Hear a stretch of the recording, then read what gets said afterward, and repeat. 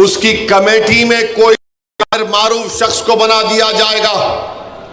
मकसद एक ही है कि भारत में वक्फ की जायदादों को खत्म करके रख दिया जाए, किस तरीके से मस्जिदों को छीन लिया जाए, किस तरीके से दरगाहों को उसमें एक तनाज़ा पैदा कर दे, कब्रस्तान की ज़मीनों को हासिल कर ले।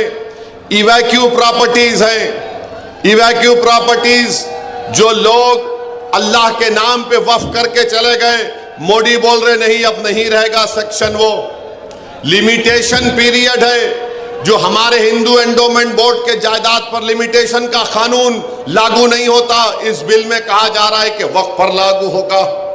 मकसद एक ही है नरेंद्र मोदी का, मकसद एक ही है शिंदे का, मकसद एक ही है अजीत पवार का कि महाराष्ट्र से तमाम वक्फ की जायदादों को खत्म कर दिया जाए। और मोदी, अजीत पवार और शिंदे ये चाहते हैं कि जिस जायदाद का वक्फ का मालिक अल्लाह है, मोदी बोल रहे हैं कि मैं मालिक बनूंगा और कलेक्टर मेरा नायब बन जाएगा। ये पूरा मंसूबा इस बिल में बनाया गया।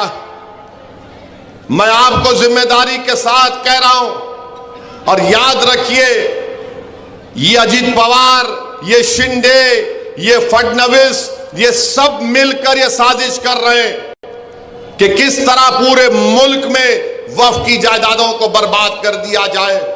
बार बार मीडिया बोलती है कि तीसरी बड़ी जायदादें वक्फ बोर्ड के पास है, भारत सरकार और डिफेंस के बाद। झूठ बोल रहे हैं, बोलते हैं कि वक्फ की जायदाद 8 लाख एकड़ चिल्लर है। मैं चैलेंज करके कह रहा हूं, आरएसएस, संघ परिवार, मोदी, अजीत पवार और शिंदे को सुनो, तुम्हारे कान में जो नफरत भरी हुई है उसको निकालो।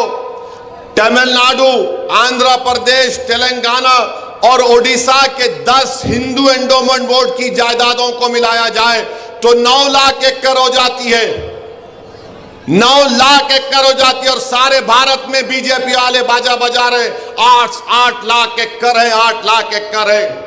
मैं मिलाया, बिहार को नहीं मिलाया, बंगाल को नहीं मिलाया, सिर्फ 4 रियासत में 9 लाख एकड़ हिंदू एंडोमेंट बोर्ड की है। और ये तमाम फिरका परस्त बीजेपी और उनके साथियां बाजा बजा रहे हैं कि नहीं नहीं 9 लाख एकड़ है, 7.5 लाख एकड़ है। मेरे अजीज दोस्तों और बुजुर्गों, ये कानून, ये बिल अगर कानून बनता है तो आपको और हमको एहतजाज करना पड़ेगा। ये बिल अगर पार्लियामेंट में पेश होगा कानून बनने के लिए तो असदुद्दीन ओवैसी जरूर उसकी मुखालिफत करेगा। मगर आपको मैं बाखबर कर रहा हूं कि आपको उठना पड़ेगा।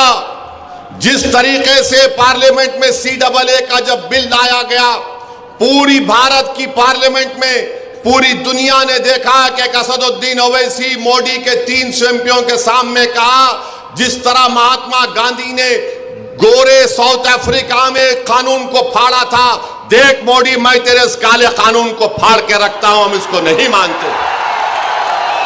तो क्या अगर मोदी ये गलती करेंगे, अजीत पवार, शिंदे ये गलती करेंगे, इस बिल को कानून बनाने के लिए जब लाएंगे, क्या मालेगांव पूरा खड़ा हो जाएगा एहतजाज में, पुरअमन एहतजाज में? क्या आप अपनी वक्फ की जायदादों को बचाने के लिए एहतजाज करेंगे? क्या आप अपनी मस्जिदों को, खानकाहों को, दरगाहों को बचाने के लिए खड़े होंगे? तो लगाइए मेरे साथ नारा, नारे तकबीर। वक्फ का बिल हम नहीं कबूल करेंगे, वक्फ का बिल हम नहीं कबूल करेंगे।